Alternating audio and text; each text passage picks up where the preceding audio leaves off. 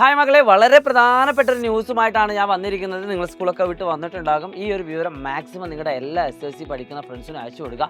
കാരണം നിങ്ങളുടെ ഓണം എക്സാം ഈ പ്രാവശ്യം നേരത്തെയാണ്, നമുക്ക് ഓൾറെഡി അറിയാം. കാരണം ഓണം എന്ന് പറയുന്നതും കഴിഞ്ഞ പ്രാവശ്യത്തിനേക്കാൾ കുറച്ച് നേരത്തെയാണ്. നിങ്ങളുടെയൊക്കെ സ്കൂളിലെ ചാപ്റ്റേഴ്സുകളൊക്കെ എത്ര എത്തി നമുക്ക് അറിയില്ല. തീർച്ചയായിട്ടും നിങ്ങൾക്ക് അതിൻ്റെയൊക്കെ കമൻറ്റുകൾ താഴെ കമൻറ്റ് ബോക്സിൽ രേഖപ്പെടുത്താം. നമ്മൾ വന്നിരിക്കുന്ന ടൈം ടേബിൾ ഒന്ന് പറഞ്ഞാൽ നിങ്ങൾക്ക് പണി കിട്ടിയോ ഇല്ല എന്നുള്ളത് നമുക്ക് അതിൽ ചിന്തിക്കേണ്ടതുണ്ട്.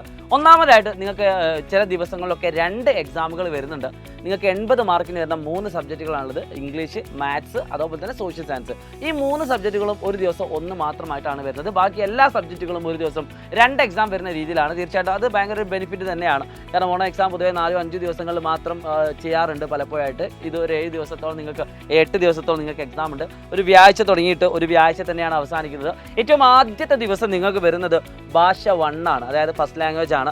അതിൻ്റെ കൂടെ ഹിന്ദിയും കൂടി വരുന്നുണ്ട്. കമ്പാരിറ്റീവ്ലി നമുക്ക് ആദ്യത്തെ എക്സാം ആയതുകൊണ്ട് അതിന് ഒരുപാട് സമയത്തിൻ്റെ പ്രശ്നം ഉണ്ടാവില്ല. കാരണം നമുക്ക് 12-ാം തീയതിയൊക്കെ നമുക്ക് സമയമുണ്ട്.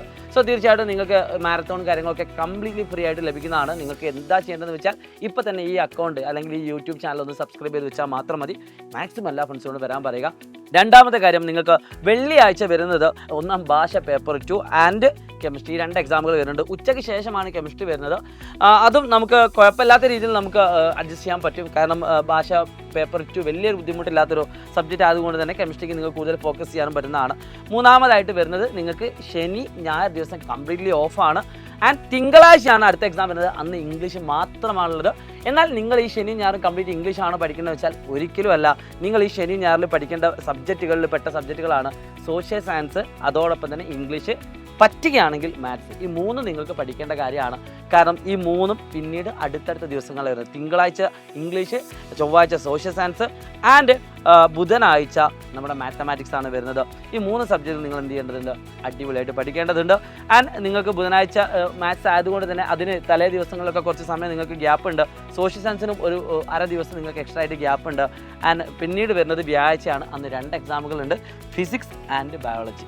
അപ്പോൾ ഈ 2 എക്സാമുകൾ കുറച്ചൊരു കമ്പാരിറ്റീവ്ലി ലേശൊരു ബുദ്ധിമുട്ട് വരുന്നൊരു ഭാഗം ഈ പറയുന്ന ഫിസിക്സും ബയോളജിയും ആണെങ്കിൽ പോലും ഫിസിക്സിൽ നിങ്ങൾക്ക് പഠിക്കാനുള്ളത് 2.5 ചാപ്റ്ററും ബയോളജി നിങ്ങൾക്ക് പഠിക്കാനുള്ളത് 2 ചാപ്റ്റർ മാത്രമാണ്. പക്ഷേ എല്ലാം വലിയ വലിയ ചാപ്റ്റർ ആയതുകൊണ്ട് തന്നെ അത്യാവശ്യം പഠിക്കാനുണ്ടോ വെച്ചാൽ ഡെഫിനറ്റ്ലി ഉണ്ട്. പിന്നെ നിങ്ങളുടെ ഏറ്റവും ആദ്യത്തെ എക്സാമാണ് ഗവൺമെൻറ് നടത്തുന്ന 10ാം ക്ലാസ്സിലേക്ക് എത്തിയതിനു ശേഷം നടത്തുന്ന ഏറ്റവും ആദ്യത്തെ എക്സാമാണ്. അത് ഏറ്റവും മികച്ചതാക്കാൻ നിങ്ങൾ മാക്സിമം ശ്രമിക്കുമെന്ന് ഞങ്ങൾക്കറിയാം. നിങ്ങളുടെ കൂടെ ഏറ്റവും പരമാവധി ഏറ്റവും മികച്ച രീതിയിൽ ക്ലാസ്സുകൾ തരാൻ ഞങ്ങൾ കൂടെ ഉണ്ടാകും.